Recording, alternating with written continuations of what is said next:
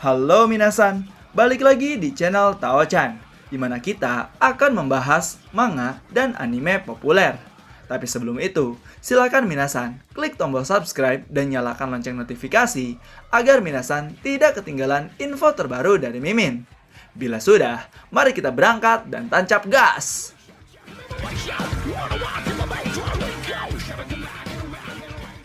Oke minasan, pada video kali ini Sensei akan membahas terkait manga spin-off Lubu, yaitu pembahasan terkait chapter ke-12, yang mana setelah kemarin pertarungan antara Sunjian versus Lubu telah usai. Lalu pada chapter kali ini, di chapter 12 akan mengisahkan tentang masa lalu sang iblis penguasa dinasti Han. Siapa lagi kalau bukan Dongzu. So daripada penasaran, tanpa basa-basi lagi minasan, langsung saja kita gas ke pembahasannya.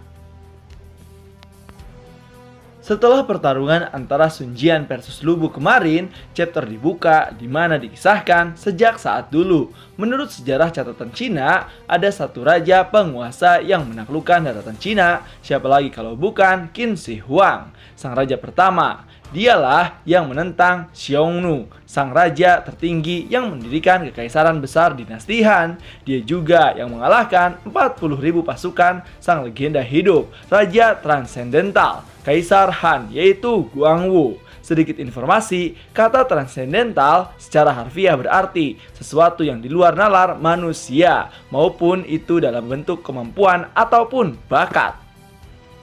Namun, di antara bintang-bintang tersebut, di era tiga kerajaan juga ada seorang raja yang menonjol dan memiliki kekuasaan yang begitu luas dan dihormati oleh rakyatnya, dan juga yang merindukan gelar kaisar. Namun, dia hanya menjadi nominasi sebagai yang terkuat, pria yang mencoba menjadi raja dari segala raja. Namanya adalah sang iblis Dongzu. Lalu panel pun memperlihatkan percakapan Dongzu dengan Lubu dengan berkata, "Lubu, kau sungguh luar biasa. Kau itu sama dengan diriku. Dan sejak kapan ambisiku mengagumi dirimu, Lubu?" Lalu, sebenarnya, sekarang ini siapa itu Dongzu? Menurut catatan tiga kerajaan, Dongzu berasal dari keluarga bangsawan Dong dari Lingtao, ibu kota Longxi. Seniman Cina menggambarkan Dongzu sebagai tiran yang paling kejam dalam sejarah. Tapi apakah itu benar? Jawabannya tidak. Dia hanya membenci orang yang tidak bisa mengikuti intuisinya. Lalu, jika di catatan tiga kerajaan Dongzu bukan seperti itu, maka siapakah Dongzu ini? Dan inilah dia kebenarannya. Dahulu kala, di dasar dunia para raja tidak tahu berapa orang yang sudah ada di tempat itu, dan tidak tahu juga berapa lama mereka datang ke tempat itu. Yang jelas, mereka sudah ada sejak zaman dinasti Han, dari mulai masa kekaisaran Shu Han hingga kekaisaran Roma. Mereka adalah para penjahat, para budak. Mereka hanyalah orang-orang buangan di dunia yang telah menyatu dengan alam. Tidak ada hukum di tempat tersebut. Dan orang-orang mengatakan tempat itu sebagai tanah di luar jangkauan sang kaisar. Kemudian, panel pun memperlihatkan sebuah desa dalam kondisi perampokan yang dilakukan oleh seorang pria beserta kelompoknya, yang disebut sebagai Dewa Surga, yaitu Anu, usia 14 tahun, yang ternyata itu adalah Dongzu pada saat remaja. Kemudian, pada panel berikutnya diperlihatkan seseorang pria yang membantai para prajurit Han. Dia dikenal sebagai Dewa Bulan, yaitu Sin. Lalu, di panel berikutnya juga datang seseorang yang berbicara pada Dewa Bulan dengan berkata, "Seperti biasanya, kau memang sadis ya Dewa Bulan."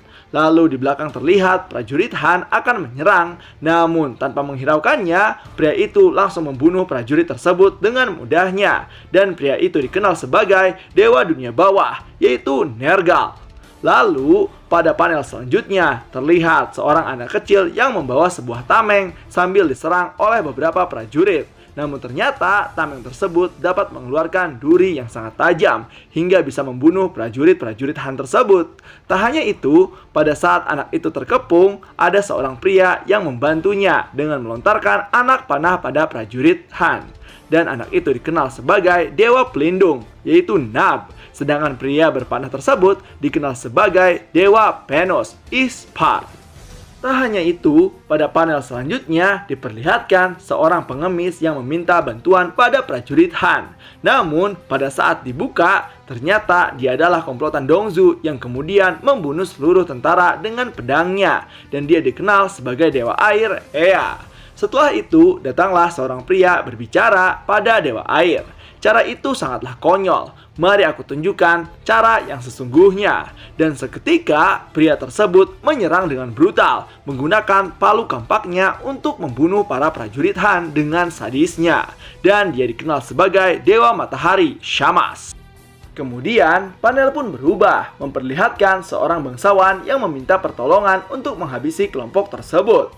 Namun, para prajurit tidak mendengar karena mereka telah dikalahkan. Hingga akhirnya kelompok Dongzu menghampiri bangsawan tersebut.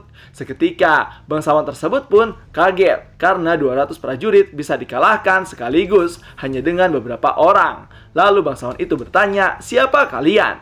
Pada saat itu kelompok Dongzu kebingungan karena mereka juga tidak memiliki nama kelompok. Hingga pada akhirnya Dongzu menghampiri bangsawan tersebut.